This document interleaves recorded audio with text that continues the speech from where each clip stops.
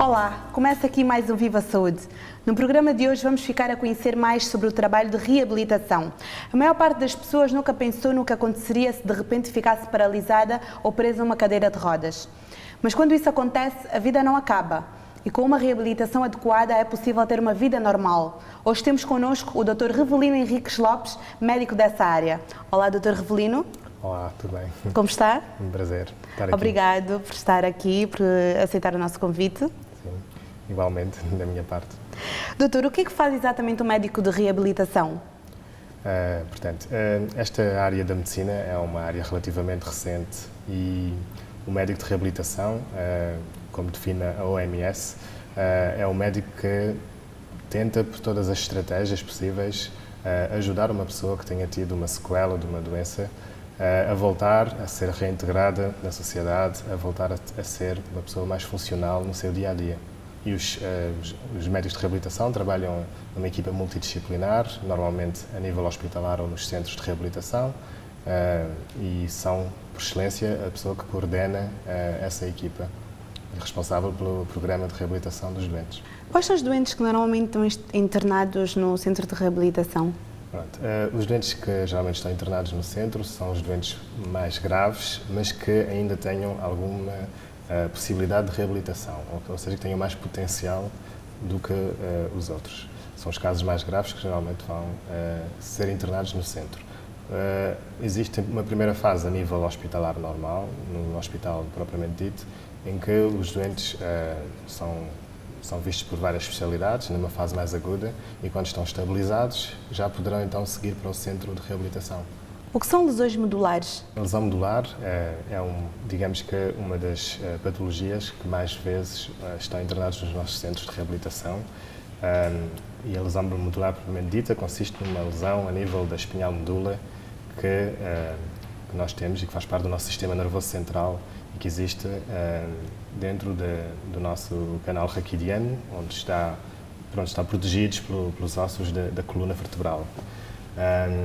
Em relação à lesão medular, é uma patologia que pode acontecer por várias origens. Uma delas são as lesões traumáticas, que aqui em Portugal, por exemplo, são as lesões mais frequentes que nós encontramos, devido aos acidentes de viação que são muito frequentes. Mas também podem ter outras origens, né, as lesões traumáticas, como por exemplo os doentes que fazem os acidentes de mergulho, que as pessoas tentam fazer um salto para dentro da água e batem com a cabeça, mas fazem, digamos que uma fratura a nível cervical ou mais abaixo, não é? Também temos outro tipo de traumatismos, os traumatismos de guerra, que está um bocado na origem da nossa especialidade. Os doentes, depois da Segunda Guerra Mundial, que tiveram muitas lesões do género e que depois os países depararam-se com muita gente com essas patologias e que levava a que houvesse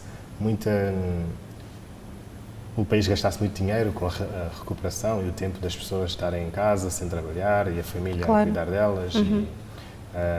Portanto, é um encargo muito grande para a segurança social do país, não é? E as pessoas começaram a exigir um bocado que houvesse uma solução para essas pessoas ficarem mais independentes. E nós, no Centro de Reabilitação e na minha especialidade, tentamos ajudar essas pessoas a ficarem o máximo funcional nas suas atividades de vida diária, para não dependerem tanto das outras pessoas. Claro. Doutor, qual a importância real da medula? A medula é o órgão motor, digamos assim. Uma das suas funções será, quando a pessoa quer mexer um braço ou uma perna, o impulso vem do cérebro realmente, não é? Essa ordem, mas passa sempre pela medula e é onde estão os neurónios que vão levar passar a informação, não é? A que haja essa informação que passe para os membros, não é? E também recebemos dos membros a nossa sensibilidade, não é? Toda a sensibilidade que faz o sentido contrário, não é? Que passa pela medula e depois vai para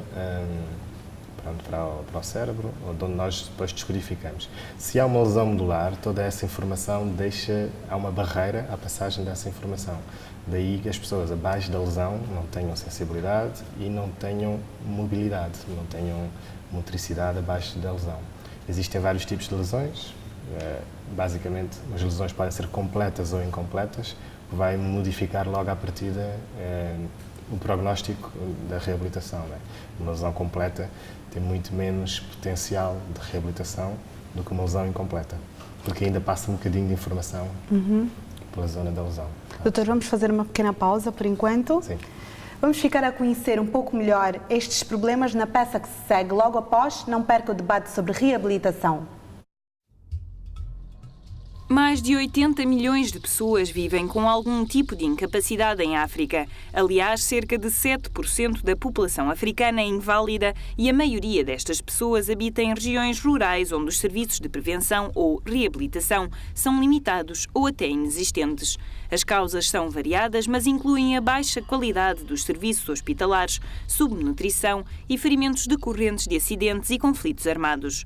Além disso, a taxa de acidentes de trânsito na região africana é 50% superior à média mundial, levando a que esta seja a 10ª causa de morte na região. As pessoas mais afetadas por estes problemas são os jovens, os peões e os ciclistas. Em 2011, a Organização Mundial da Saúde revelou que dos mais de 1.000 milhões de pessoas incapacitadas em todo o mundo, cerca de 190 milhões encontram sérias dificuldades em viver o seu dia-a-dia, que incluem não só constantes barreiras aos seus movimentos, mas também o estigma, a discriminação e a falta de serviços de reabilitação. Esta semana recebemos mais uma dúvida através do Facebook.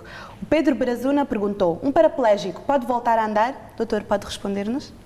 Sim, um paraplégico pode voltar a andar com o programa de reabilitação, se for uma lesão incompleta mais facilmente do que se for uma lesão completa, mas existem, dependendo do nível da lesão, quanto mais abaixo for o nível da lesão, mais facilmente poderemos conseguir uma marcha autónoma.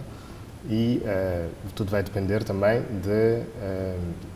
dos produtos de apoio que possam ser utilizados e se a pessoa se adaptar também ao uso desses produtos, como a pessoa terá que ter força de braços para conseguir utilizar umas canadianas, por exemplo, terá que ter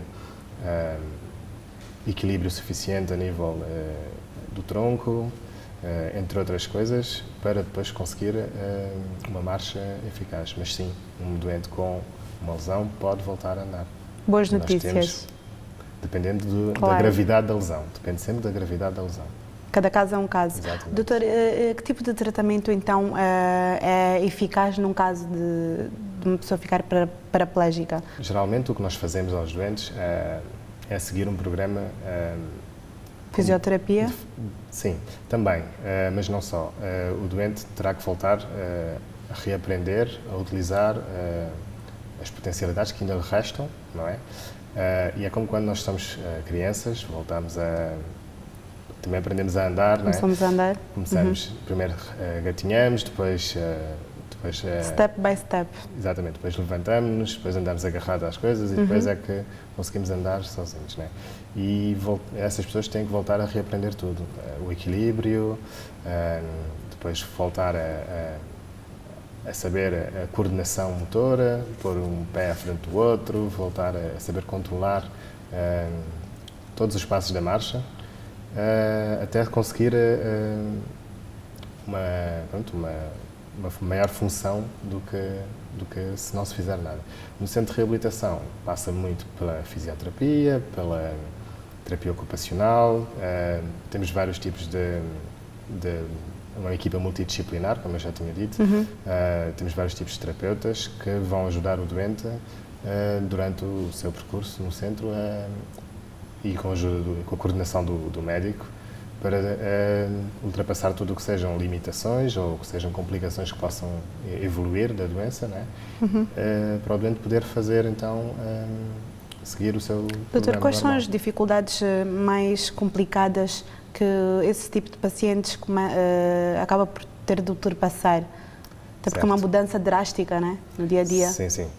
Pronto, primeiro vêm as perturbações a nível psicológico, às vezes é muito difícil para o doente conseguir aceitar a situação, porque é uma das grandes perdas que uma pessoa possa ter.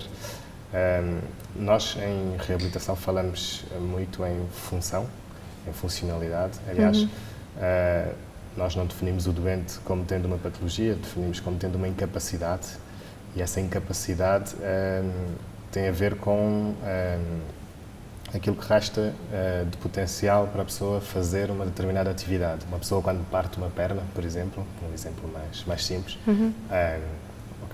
põe-se a perna no gesso, a pessoa vai para casa, mas o eixo estrutural, pronto, a pessoa tem uma perna partida, mas falta o que é que a pessoa, quando vem, nos diz. Senhor doutor, eu não consigo andar. Não é? Isto é o eixo da atividade. E não consegue andar, o que é que isso implica na sua vida? Não consigo ir trabalhar, que é o eixo, portanto, o eixo da atividade e o eixo da participação. Não consegue participar, não consegue ir trabalhar, não consegue praticar desporto, não consegue fazer a vida normal. Claro. Pronto. E o que eu estava a dizer então é que no centro de reabilitação vamos ter isso tudo em conta e para depois podermos ajudar o doente de forma da melhor mais maneira. eficaz. Um paraplégico pode chegar a ser completamente autónomo? Pode. E nós temos muitos exemplos de pessoas que estiveram no centro de reabilitação e saíram completamente autónomas. Como? A utilizarem produtos de apoio, como cadeiras de rodas elétricas nos casos mais graves, mas que conseguem inclusivamente conduzir veículos adaptados e irem para o trabalho, desde que não haja barreiras arquitetónicas e barreiras a nível da casa e do local de trabalho. Existem outras coisas que não têm a ver só com a locomoção, que uma pessoa que tem esse tipo de problemas tem que aprender a fazer e aprender a ser autónomo. Muitas vezes têm as chamadas bexigas neurogénicas que não conseguem controlar a parte urinária como uma pessoa normal e tem que recorrer a outras algalhações ou aos esvaziamentos, não é? Tem que aprender a fazer isso para ter uma vida socialmente aceitável, não é? Também em relação aos intestinos também é a mesma coisa, não é? A pessoa tem que aprender a controlar e nós temos estratégias para isso. Muitas vezes essas pessoas depois conseguem voltar a trabalhar e voltar a ser integradas no mundo como quem diz, no mundo do trabalho, laboral. Ou no caso das crianças na escola. Porque a vida continua, não é, doutor? A vida continua e nós temos que olhar para a frente, não é? A lesão que a pessoa teve, não vai ter uma cura imediata. Por enquanto não temos essa resposta, mas temos outras para ajudar a pessoa a ter uma vida mais... Já lhe aconteceu ter de dar essa notícia a um paciente? Sim. Como foi esse momento? Muitas vezes não é fácil, não é? Como calcula, mas nós geralmente, quando o doente é aceito no centro de reabilitação, temos uma primeira conversa com a família e com o doente e tentamos que sejam eles a estipularem os objetivos do internamento. Não é? Claro que se o doente tiver expectativas muito elevadas, acima daquilo que nós vemos em termos de prognóstico funcional, alertar. Nós apenas alertamos que vamos trabalhar para atingir o máximo de funcionalidade, mas nunca prometendo que a pessoa fique... Não podemos, a partir de dizer que a pessoa vai ficar 100% boa. 100% boa, sim. Isso é uma ação de consciencialização também para a própria família, que tem um papel preponderante, não é, doutor? E é muito importante que a família esteja integrada em todo o programa de reabilitação. Aliás, as pessoas que têm mais apoio da família melhoram mais rapidamente e nós notamos isso sempre no sítio. E há centros de reabilitação que têm como alguns critérios de admissão de doentes. Mesmo o apoio familiar é um dos critérios importantes para admitirem o doente no centro. Doutor, o que é que uma pessoa em casa pode fazer em caso de ter uma lesão medular? Pedimos sempre ao doente e à família para começarem a pensar, antes que o doente volte para casa, do que é que precisam em casa para o doente conseguir adaptar-se outra vez ao seu meio. Muitas vezes o doente vai mesmo de fim de semana a casa para tentar perceber quais é que são as alterações que é preciso fazer em casa. E estou-me a lembrar, por exemplo... Que tipo de alterações, por exemplo, doutor? Da casa de banho, por exemplo, uma coisa muito simples, um doente com uma lesão